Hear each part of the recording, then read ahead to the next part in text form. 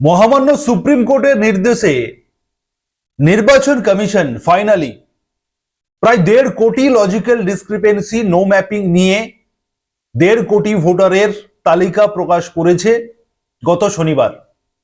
আপনারা সেই তালিকা দেখতে পাবেন আপনাদের ward office, panchayat office, BDO অফিসে দেখতে পাবেন। এছাড়া আপনারা আপনাদের বিএলওর সঙ্গে যোগাযোগ করেও আপনাদের সেই নামের তালিকা দেখতে পাবেন যে লজিক্যাল ডিসক্রিপেন্সিতে আপনার নাম রয়েছে কিনা।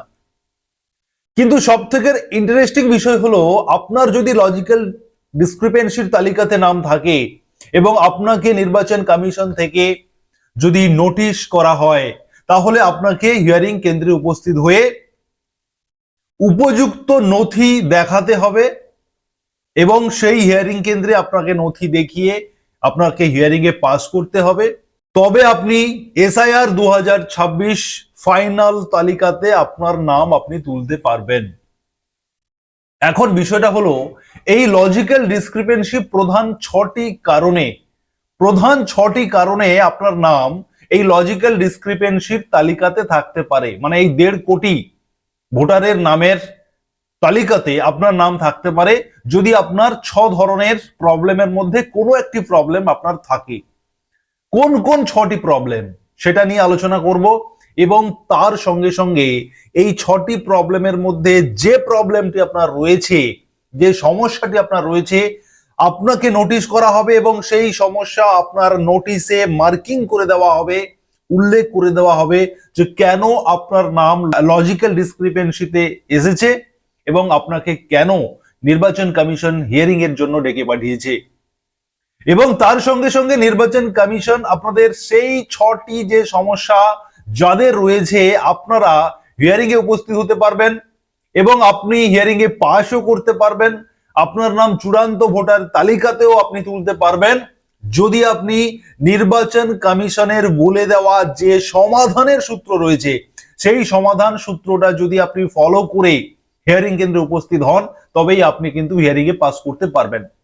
এই প্রতিবেদনের মাধ্যমে আপনাদেরকে জানাবো কোন 6টি কারণে আপনার নাম লজিক্যাল ডিসক্রিপেন্সিতে থাকতে পারে এবং সেই সমস্যা যদি আপনার থাকে, আপনি যদি নোটিশ পেয়ে যান, তাহলে আপনি তার সমাধান কি করে করবেন, কোন কোন নথি নিয়ে আপনি উপস্থিত হবেন হিয়ারিং কেন্দ্রে, আলোচনা করব এই প্রতিবেদনের মাধ্যমে। অত্যন্ত গুরুত্বপূর্ণ এই প্রতিবেদন। আপনারা যারা ইউটিউব থেকে দেখছেন অবশ্যই সুরজিৎ একাডেমি ইউটিউব চ্যানেলকে সাবস্ক্রাইব করবেন, পাশে থাকা নোটিফিকেশন বেল বাটন অন করে রাখবেন যাতে সবার আগে আপনার কাছে এই গুরুত্বপূর্ণ খবরগুলি পৌঁছে যায়। এবং যারা ফেসবুক থেকে দেখছেন অবশ্যই পেজটিকে ফলো করবেন, শেয়ার করবেন, সবাইকে জানাতে সাহায্য করবেন। চলুন এবার আমরা মূল টপিক নিয়ে আলোচনা করি। প্রথমত 1 নম্বর ত্রুটি, যে ত্রুটিতে আপনাকে হিয়ারিং এ ডাকা হয়েছে। প্রথম ত্রুটি, যদি আপনার বাবার নাম 2025 সালের ভোটার তালিকায় সাথে মিল না থাকে, ধরুন আপনার যে বাবার নাম রয়েছে আপনার ডকুমেন্টস গুলোতে, সেই নাম আপনার 2025 সালের যে ভোটার তালিকা, আবারও বলছি 2025, 2002 নয়, কিন্তু 2025 সালের যে ভোটার তালিকা রয়েছে, মানে লাস্ট আপডেট তালিকা, সেই তালিকাতে আপনার বাবার নামের বানানটা যেটা রয়েছে সেই বানানের সঙ্গে আপনার যে কাগজপত্র রয়েছে, ডকুমেন্ট রয়েছে, তার সাথে মিল নেই। যদি এমন সমস্যা আপনার থাকে তাই সে কারণেও কিন্তু আপনাকে হিয়ারিং এ ডাকা হতে পারে বা ডাকা হবে। তার জন্য আপনাকে দুটি গুরুত্বপূর্ণ ডকুমেন্টস নিয়ে যেতে হবে হিয়ারিং কেন্দ্রে। 1 নম্বর, আপনার আধার কার্ড আপনি সঙ্গে নেবেন। 2 নম্বর ডকুমেন্টস আপনি নেবেন 2002 সালের ভোটার তালিকার যে কপি পাতাটি, সেটা আপনি সঙ্গে নেবেন। সেটা আপনার বাবার যদি থাকে বা যেটা আপনি আপনার এনুমারেশন ফর্মের সঙ্গে যার যে পাতাটি আপনি লিঙ্ক দেখিয়েছেন সেটা আপনার নিজস্ব হতে পারে, আপনার বাবার হতে পারে বা যে কারোর হতে পারে, যার লিঙ্ক আপনি দেখিয়েছেন এনুমারেশন ফর্মে 2002 এর সঙ্গে লিঙ্ক রেখেছেন যে পেজটি, যে নামটি, সেই নামটি আপনি সঙ্গে নেবেন। মূলত এই দুটি ডকুমেন্টস আপনার প্রয়োজন হবে এবং এই দুটি ডকুমেন্টসকে জেরক্স করে আপনি সেই পাতার নিচে আপনার একটি সিগনেচার করে দেবেন। যদি করতে না পারেন তাহলে বাম হাতের বুড়ো আঙ্গুলের টিপ সই দিয়ে দেবেন। মানে সেলফ অ্যাটেস্টেড ওই পাতাতে বা ওই জেরক্স কপিতে থাকতে হবে। এটা প্রথম সলিউশন, প্রথম সমস্যা এবং সমাধান। 2 নম্বর, আপনার সাথে যার প্রজেনি লিঙ্ক করা আছে তার সাথে মোট 6 জন বা তার বেশি জন প্রজেনি লিঙ্ক করেছেন।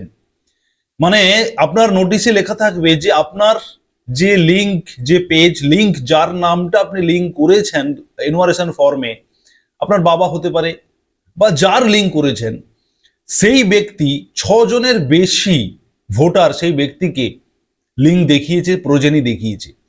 এই যে সমস্যা, এই সমস্যার সমাধানের জন্য আপনাকে 3টি ডকুমেন্টস নিয়ে হিয়ারিং কেন্দ্রে যেতে হবে। 1 নম্বর, আবেদনকারীর আধার কার্ড, আপনার আধার কার্ডের জেরক্স আপনি নেবেন এবং অরিজিনাল তো নেবেনই। 2 নম্বরে, যার সাথে লিঙ্ক করা হয়েছে তার আধার কার্ডটি আপনি সঙ্গে নেবেন।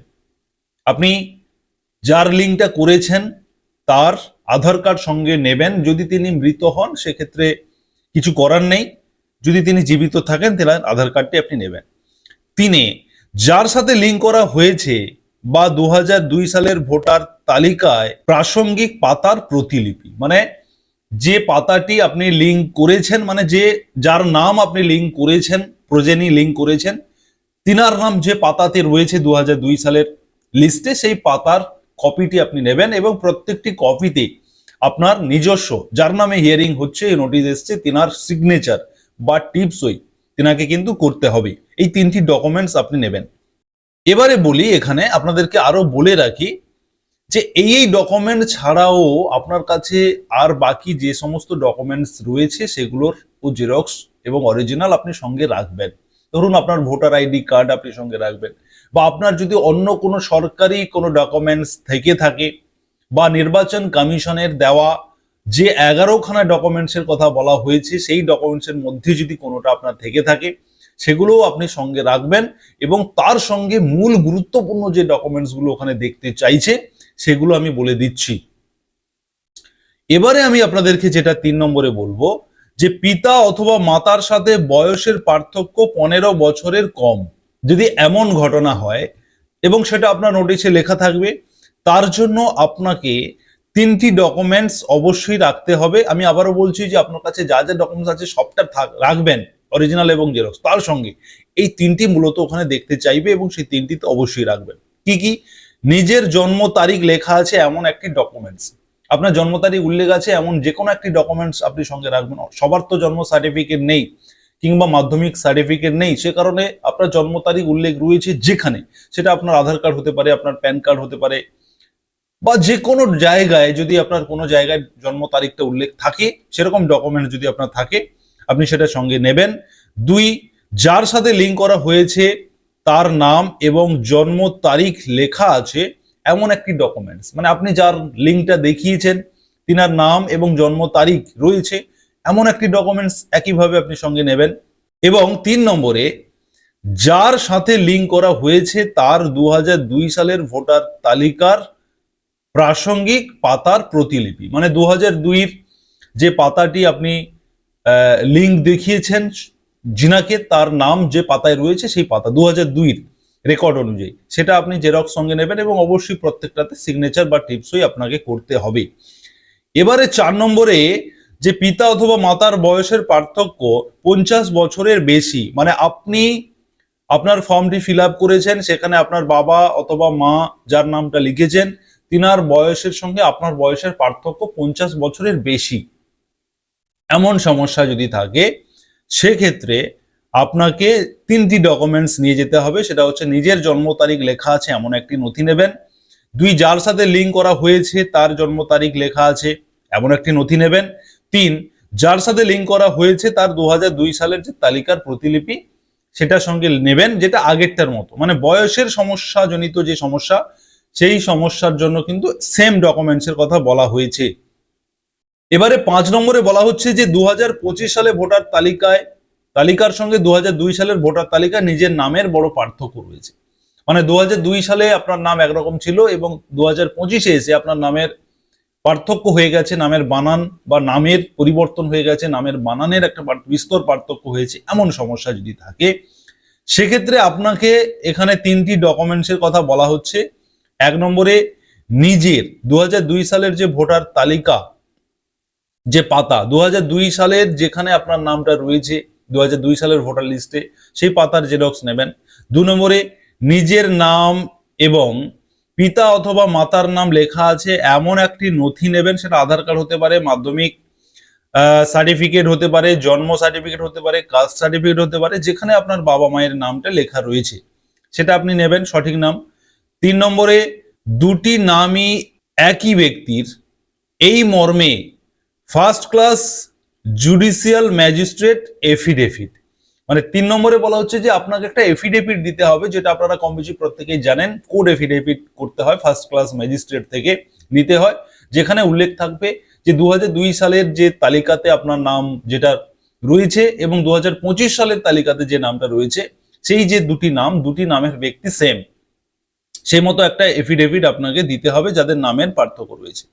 এবারে 6 নম্বরে বলা হচ্ছে, আগেরটা ছিল নিজের নামের পার্থক্য 2025 এবং 2002 এর মধ্যে, এবারে 6 নম্বরে বলা হচ্ছে যে 2002 এর সঙ্গে 2025-এ পার্থক্য রয়েছে আপনি যাকে প্রজেনি দেখিয়েছেন, মানে যদি আপনি আপনার বাবাকে দেখান, যদি মাকে দেখান, ঠাকুরদাকে দেখান, ঠাকুমাকে দেখান, যাকে আপনি প্রজেনি করেছেন, তিনার যে ডকুমেন্টস, সেই ডকুমেন্টসে 2002 এবং 2025-এ পার্থক্য রয়েছে। এমন সমস্যার জন্য এখানেও আপনাকে 3টি ডকুমেন্টস দেখতে চাওয়া হবে। 1 নম্বরে হচ্ছে যে প্রজেনির 2002 সালের যে ভোটার তালিকা, সেটা আপনি সঙ্গে নেবেন জেরক্স।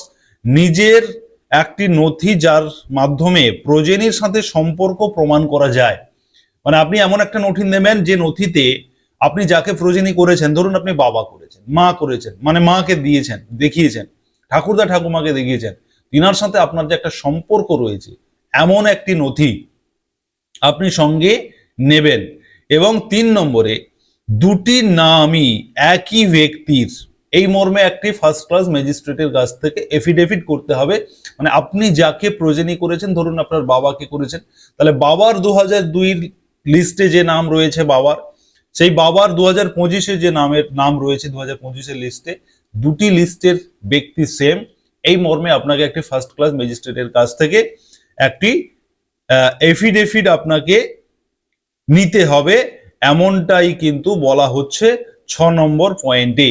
অতএব এই 6 ধরনের প্রধান যে সমস্যা, এই 6 ধরনের সমস্যার কারণে আপনাকে হিয়ারিং এ ডাকা হতে পারে, আপনার নাম লজিক্যাল ডিসক্রিপেন্সি বা তথ্যগত অসঙ্গতির তালিকাতে আপনার নাম থাকতে পারে।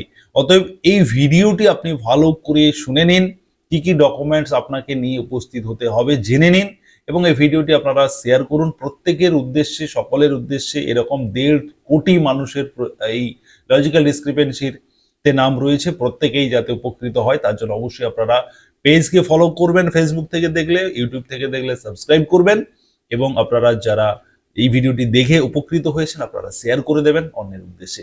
ধন্যবাদ।